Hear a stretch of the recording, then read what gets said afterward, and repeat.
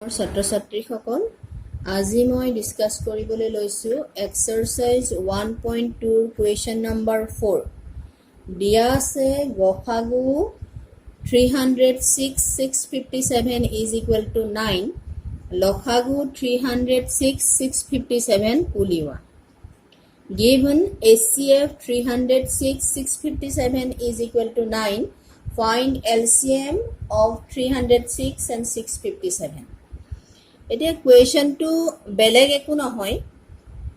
যদি আমি লিখিলো হেতেন এটো এনেকুৱা হ'ল হেতেন যে 306 আৰু 657 এই সংখ্যা দুটাৰ গসাগু 9 HCF of these two numbers 306 and 657 is equal to 9 তেনেহলে এই নাম্বার দুটাৰ লসাগু উলিওৱা then find the LCM of these two numbers এটোৱে হল কুৱেশ্যনটো আগৰ ভিডিঅত মই কৈছিলো বা এটো প্ৰুফো কৰিছিলো যে দুটা সংখ্যাৰ পূৰণফল কাৰ সৈতে সমান হয় সমান গসাগু পূৰণ লসাগু এটো আমি পঢ়িছিলো গসাগু পূৰণ লসাগু দুটা সংখ্যাৰ পূৰণফল সমান গসাগু পূৰণ লসাগু যে product of two numbers is equal to product of their LCM and HCF এটো আছিল কোৱেশ্যন আমাৰ ফৰ্মুলাটো যেটো আমি আগতে শিকিছো এতিয়া ইয়াত কি দি থোৱা আছে নাম্বার দুটাও দিয়া আছে লগতে গসাগু দিয়া আছে HCF টো দিয়া আছে এতিয়া আমি কি উলিয়াব লাগে লসাগু উলিয়াব লাগে আমাক নাম্বার দুটা দিয়া আছে নাম্বার দুটা হল 306 আৰু 657 আৰু গসাগু কিমান হয় HCF কিমান হয় 9 হয় তেতিয়া হলে LCM বা লসাগু উলিয়াব লাগে সো এই ফৰ্মুলাটো এপ্লাই কৰিলে হ'ব যে যেহেতু দুটা সংখ্যাৰ পূৰণফল সমান গসাগু পূৰণ লসাগু এতেকে therefore আমি লসাগু উলিয়াবলৈ কি কৰিম লসাগু বা LCM উলিয়াবলৈ আমি কি কৰিব লাগিব সংখ্যা দুটাৰ পূৰণফলক কিহেৰে হৰণ কৰিব লাগিব গসাগুৰে হৰণ কৰিব লাগিব কাৰণ গসাগু আমাক দিয়া আছে লসাগু উলিয়াব লাগে সো লসাগু উলিয়াবলৈ গসাগুটো এফালে পূৰণ হৈ আছে এফালে আহিলে কি হ'ব হৰণ হ'ব সো দুটা সংখ্যাৰ পূৰণফলক গসাগুৰে হৰণ কৰিলে কি পোৱা যাব লসাগু পোৱা যাব that means LCM is equal to product of the two numbers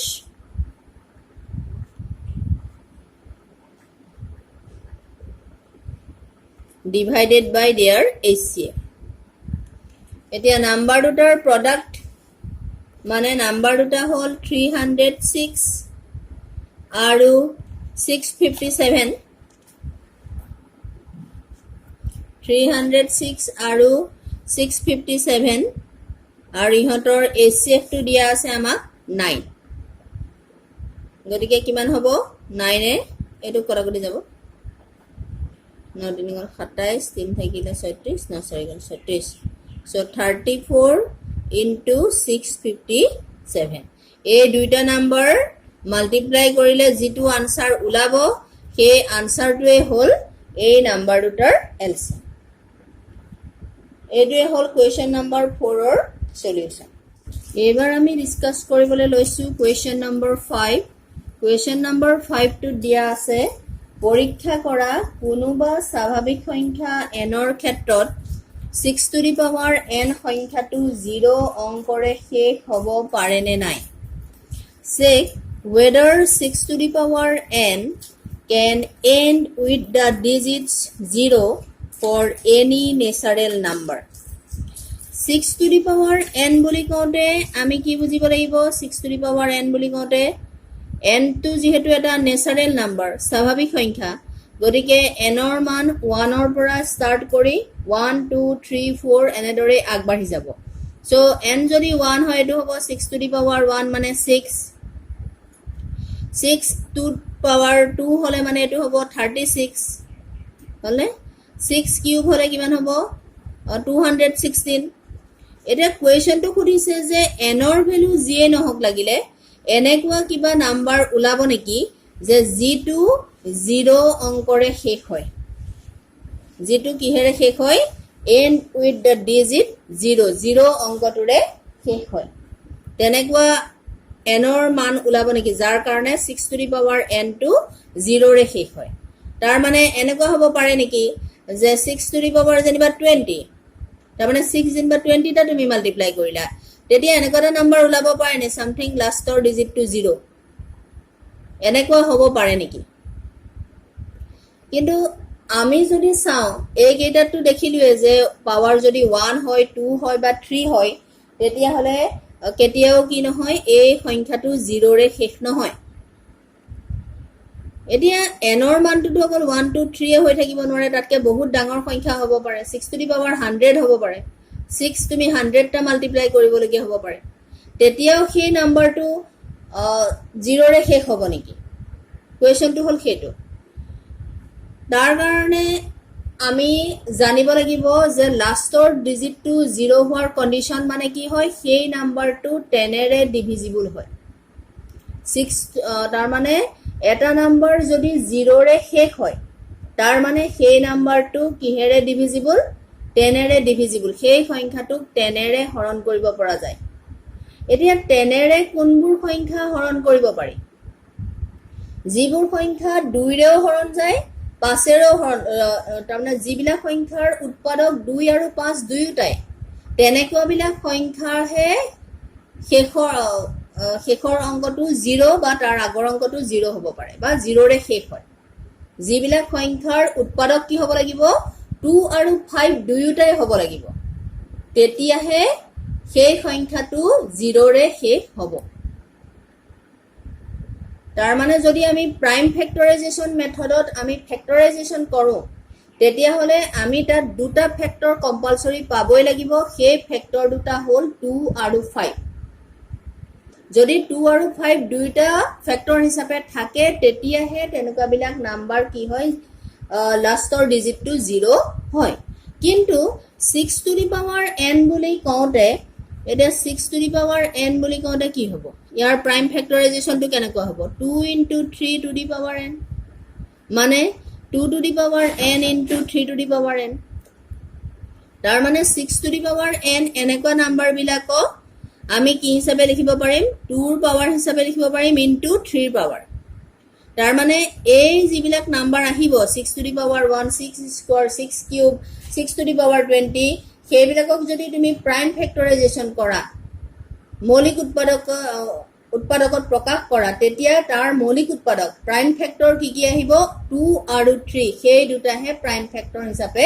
আহিব হয়তো 2 বহুত কিটা আহিব পাৰে 3 বহুতখিনি আহিব পাৰে তাৰ বাহিৰে বেলেগ প্ৰাইম ফেক্টৰ কিন্তু 6 to the power n ৰ ক্ষেত্ৰত নাহে কিন্তু মই প্ৰথমতে কৈ লৈছো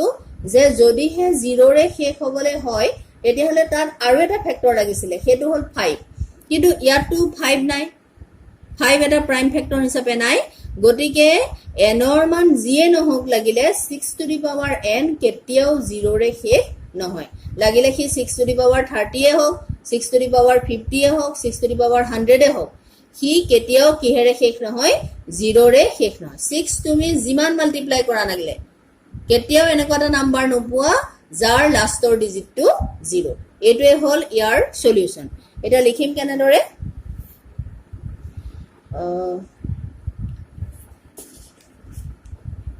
we have মই দুইটাতে লিখিম ইংলিশ আৰু অসমীয়া 6 to the power n is equal to 2 into 3 to the power n is equal to 2 to the power n into 3 to the power n since prime factorization of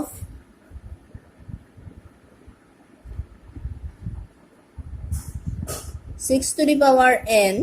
does not contain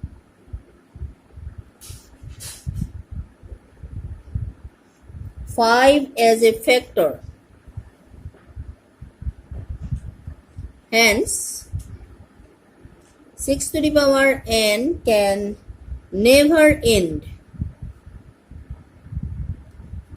with the digit 0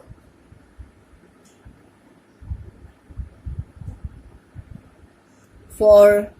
any natural number. For any natural number. এনেদৰে এই সলিউশনটো লিখিলে হ'ব, এইখিনি লিখাৰ দৰকাৰ নাই।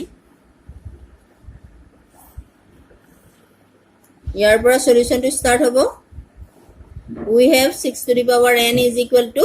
এইখিনি ইয়াত সলিউশন হিচাপে লিখিব লাগিব। অকমান ইফাল সিফাল হলেও কোনো কথা নাই, কিন্তু এই কথাটো উল্লেখ থাকিব লাগিব যে 5 টো যে ইয়াত ফেক্টৰ হিচাপে নাই সেই কথাটো আমি ভালদৰে লিখি দেখুৱাব লাগিব। অসমীয়াত লিখিলে কি হ'ব, যেহেতু 6 to the power n is equal to 2 into 3 to the power n মানে 2 to the power n into 3 to the power n দেখা গ'ল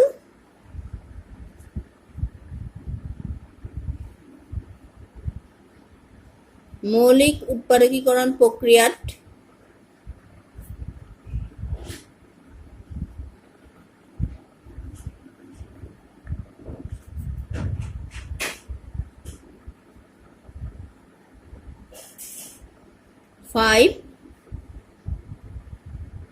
এটা মৌলিক উৎপাদক নহয়।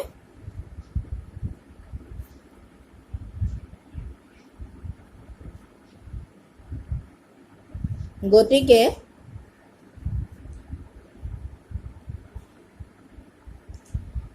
এনৰ কোনো মানৰ বাবে এনৰ কোনো মানৰ বাবে 6 to the power n কেতিয়াও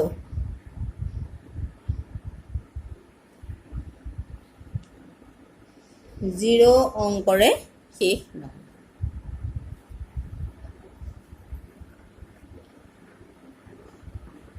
এইটোৱে হ'ল ইয়াৰ সলিউশন। Question number 5। এইবাৰ আহিলে কুৱেশ্যন নম্বৰ 6। এইটো এটা সহজ প্ৰশ্ন। কি সুধিছে, 7 into 11 into 13 plus 13 7 into 11 into 13 plus 13 আৰু 7 into 6 into 5 into 4 into 3 into 2 into 1 plus 5 সংখ্যা দুটা কিয় যৌগিক সংখ্যা ব্যাখ্যা কৰা। এইটো একেবাৰে সহজ কথা, কাৰণ যৌগিক সংখ্যা বা কম্পোজিট নাম্বাৰ হ'বলৈ যাওঁতে আমাৰ উৎপাদক কি থাকিব লাগে, ফেক্টৰ বা উৎপাদক কি হ'ব লাগিব 1, আৰু সেই নাম্বাৰটোৰ বাদে যদি বেলেগ এটা উৎপাদক থাকে তেতিয়াহ'লে তাক কি বুলি কোৱা হ'ব, কম্পোজিট নাম্বাৰ বুলি, যৌগিক সংখ্যা বুলি কোৱা হয়। এতিয়া যদি আমি চাওঁ যে 7 into 11 into 13 7 into 11 into 13 plus 13 ইয়াত এতিয়া ইয়াতো 13 মাল্টিপ্লাই হৈ আছে, ইয়াতো 13 আছে, এইটো 13 into 1 বুলি ক'ব পাৰোঁ বা এনেকৈ লিখি ল'ব পাৰি 7 into 11 into 13 plus 13 into 1। তেতিয়াহ'লে এইটো 13 কমন ল'লে এইটো কিমান হ'ব, 7 into 11 plus 1। চ' কিমান হ'বগে, 13 into 7 into 11 77 plus 78। তাৰ মানে কি দেখা গ'ল যে দুটা বেলেগ নাম্বাৰৰ প্ৰডাক্ট হিচাপে ইয়াক আমি এক্সপ্ৰেছ কৰিব পাৰিলোঁ। গতিকে ই কি হ'ব, এটা যৌগিক সংখ্যা। এই যিটো সংখ্যা, এই সংখ্যাটোৰ উৎপাদক অকল 1 আৰু বেলেগ এটা মৌলিক সংখ্যা নহয়, তাৰ উপৰিও আৰু এটা সংখ্যা ইয়াত মাল্টিপ্লাই হৈ আছে, সেইটো হ'ল 78। সেইকাৰণে ই এটা যৌগিক সংখ্যা। ঠিক তেনেদৰে এইটোও তোমালোকে কৰিব পাৰিবা। 5 টো কমন আনিলে হ'ল, 5 টো কমন আনিলে এইটো কি হৈ পৰিব, গোটেইখিনি কৰি নেদেখলে হ'ব 7 into 6 into 4 into 3 into 2 into 1 plus 1 হ'ব। তাৰ মানে 5 টো কি হ'ব, ইয়াৰ এটা ফেক্টৰ হ'ব। যদি 5 টো ইয়াৰ ফেক্টৰ হয় তেতিয়াহ'লে কি হ'ব, 1 5 আৰু তাৰ বাহিৰেও বাকী ব্ৰেকেটৰ ভিতৰত থকা গোটেইখিনি কিয় এটা সংখ্যা, এই গোটেইখিনি মিলি কি হ'ব, তাৰ উৎপাদক দুটাতকে বেছি হ'ব। সেইকাৰণে ই এটা কি হ'ব, যৌগিক সংখ্যা। এইটো তোমালোকে সলভ কৰিব পাৰিবা। এইটো হ'ল কুৱেশ্যন নম্বৰ 6। এবাৰ word problems আছে question number 7 মই লিখি নলওঁ question number 7 যেটো যথেষ্ট দীঘল এটা question তোমালোকে ভালদৰে বুজি লবা এখন খেলপথাৰৰ চাৰিওপিনে এটা বৃত্তাকাৰ পথ there is a circular path around a sports field এখন খেলপথাৰৰ চাৰিওফালে কি হৈছে এটা বৃত্তাকাৰ পথ আছে এখন যেনিবা এখন খেলপথাৰ আৰু তাৰ চাৰিওফালে কি আছে এটা বৃত্তাকাৰ পথ আছে এনেকৈ এটা বৃত্তাকাৰ পথ আছে বা এইখন খেলপথাৰখন ৰাউণ্ড ললেও হ'ব তেতিয়াওতো তাৰ চাৰিওফালে এটা বৃত্তাকাৰ পথ থাকিব পাৰিব সাৰ্কুলাৰ পাথ এটা এইফালে থাকিব পাৰিব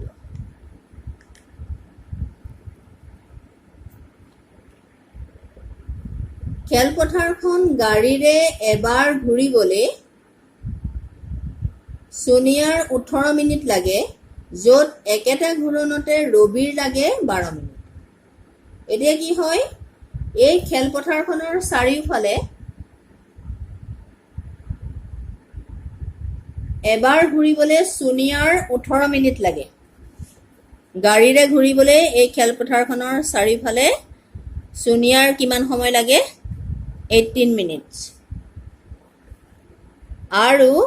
ৰবিৰ লাগে 12 মিনিট ৰবিৰ কম সময় লাগে ৰবিৰ স্পিড বেছি সো ৰবিয়ে কিমান সময়ৰ ভিতৰতে পাৰিব 12 মিনিটতে পাৰিব Sonia takes 18 minutes to drive one round of the field while Ravi takes 12 minutes for the same ধৰা হল তেওঁলোকে একেটা বিন্দুতে একে সময়তে আৰু একেটা দিশতে যাত্ৰা আৰম্ভ কৰিলে ধৰিলো এ পইণ্টৰ পৰা তেওঁলোকৰ এটো ওপেনিং পইণ্ট এ পইণ্টৰ পৰা তেওঁলোকে কি কৰিছে দুইটাই যাবলৈ আৰম্ভ কৰিছে সোনিয়াও গৈছে লগতে ৰবিও যাবলৈ আৰম্ভ কৰিছে suppose they both start at the same point and at the same time and go in the same direction আৰু একেটা ডাইৰেকচনতে গৈছে বলে এটা এফালে দি গৈছে এটা এফালে দি গৈছে এটো নহয় দুইটা কোনফালে দি গৈছে সোনিয়াও এটো ডাইৰেকচনতে গৈছে বা ৰবিও এটো ডাইৰেকচনতে গৈছে বা যদি গৈছে সোনিয়াও এটো ডাইৰেকচনত যদি যায় তেতিয়াহলে ৰবিও সেই ডাইৰেকচনতে যাব after how many minutes will they meet again at the starting point কিমান মিনিট পাছত তেওঁলোক আকৌ আৰম্ভণিৰ বিন্দুটোত লগ লাগিব কিমান সময়ৰ পাছত তেওঁলোক আকৌ আহি পেলাই সেই একে জেগাতে পাবহি এটো হল কোৱেশ্চনটো এতিয়া এটা কথা আমি যদি চাও সোনিয়াৰ এপাক দিবলৈ 18 মিনিট লাগে হয়নে আৰু তেতিয়াহলে সোনিয়াই দুপাক দিবলৈ কিমান মিনিট লাগিব 18 into 2 তাৰ মানে 36 মিনিট লাগিব 36 দুপাক দিবলৈ আৰু ৰবিয়ে যেটো এপাক দিবলৈ 12 মিনিট লাগে তেতিয়াহলে দুপাক দিবলৈ তাৰ 24 মিনিটস লাগিব তিনি পাক দিবলৈ কি হ'ব তাৰ 36 মিনিট লাগিব তাৰ মানে 36 মিনিটৰ পাছত হিহতে আকৌ একেটা পইণ্টতে লগ লাগিব কাৰণ 36 মিনিটৰ পাছত ধৰিলোৱা তাৰ কাৰণে ৰবিয়ে তিনি পাক দিব লাগিব আৰু সোনিয়াই দুপাক দিব লাগিব তাৰ পাছতহে হিহত কিন্তু একেলগ হ'বহি তেতিয়াহলে এই 36 যেটো নাম্বাৰ 36 নাম্বাৰটো 18 আৰু 12 ৰ কাৰণে কি হয় 18 আৰু 12 ৰ এলসিএম হয় সেই কাৰণে আমি কি কৰিব লাগিব যদি এই নাম্বাৰটো উলিয়াবলৈ হয় 36 মিনিটটো আমি উলিয়াবলৈ হয় তাৰ কাৰণে আমি 18 আৰু 12 ৰ এলসিএম ল'ব লাগিব এটা কথা মনত ৰাখিবা এলসিএম টো সদায় সেই নাম্বাৰ দুটাতকে ডাঙৰ হয় বা সেই নাম্বাৰ দুটাৰ ডাঙৰ নাম্বাৰটোৰ সমান হয় আৰু HCF বা গসাগু সদায় কি হ'ব সেই নাম্বাৰ দুটাতকে সৰু হ'ব বা সেই নাম্বাৰ দুটাৰ যেটো সৰু নাম্বাৰ হেতুৰ হৈতে হয়তো হি ইকুৱেল হ'ব পাৰে হেতু কথা মনত ৰাখিবা সো আমি কি কৰিব লাগিব হিহতৰ এলসিএম উলিয়াব লাগিব আনসাৰটো কি হ'ব যে required number of minutes is the LCM of 18 and 12 okay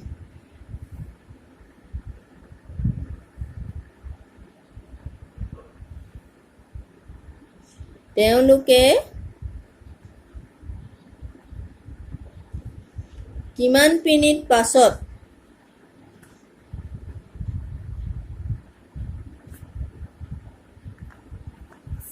লগ হ'ব সেইটো হ'ল 18 আৰু 12ৰ লসাগু। So 18 আৰু 12ৰ লসাগু উলিয়ালেই হ'ব। আমি যেহেতু এতিয়া প্ৰাইম ফেক্টৰাইজেশ্যন মেথডটো শিকিছো, উৎপাদকীকৰণ পদ্ধতিৰে, মৌলিক উৎপাদকীকৰণ পদ্ধতিৰে এলচিএম বা এচচিএফ উলিওৱাটো শিকিছো, গতিকে সেইটো মেথডতে কৰিব লাগিব। সো কি হ'ব, যেহেতু 18 2 9 0 18 3 2 0 9 18 মানে হ'ল 2 into 3 into 3 মানে 2 into 3 স্কোয়ার, আৰু 12 মানে কিমান হ'ব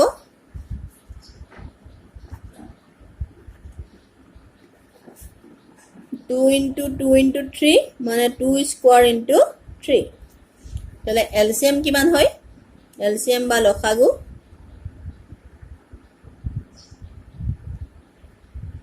এতিয়া ইয়াত 2 আছে, ইয়াত 2 স্কোয়ার আছে,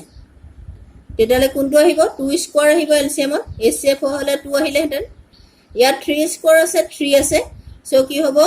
3 স্কোয়ার আহিব। তাৰ মানে কিমান হ'বগে 4 into 9 is equal to 36। that means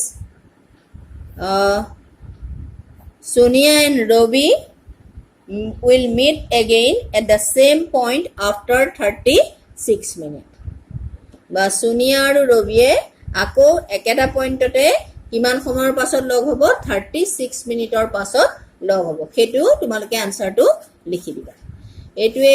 আজিৰ ভিডিঅ'টোত মই ইমানতে সামৰিছো। নেক্সট ভিডিঅ'ত মই 8 নম্বৰ কুৱেশ্যনটো সলভ কৰিম। ইয়াত 3টা কুৱেশ্যন আছে আৰু লগতে অপৰিমেয় সংখ্যালৈ পুনৰ উভতি যাওঁ, ৰিভিজিটিং ইৰেচনেল নাম্বাৰছ, সেইটো মই পঢ়াবলৈ চেষ্টা কৰিম। Thank U.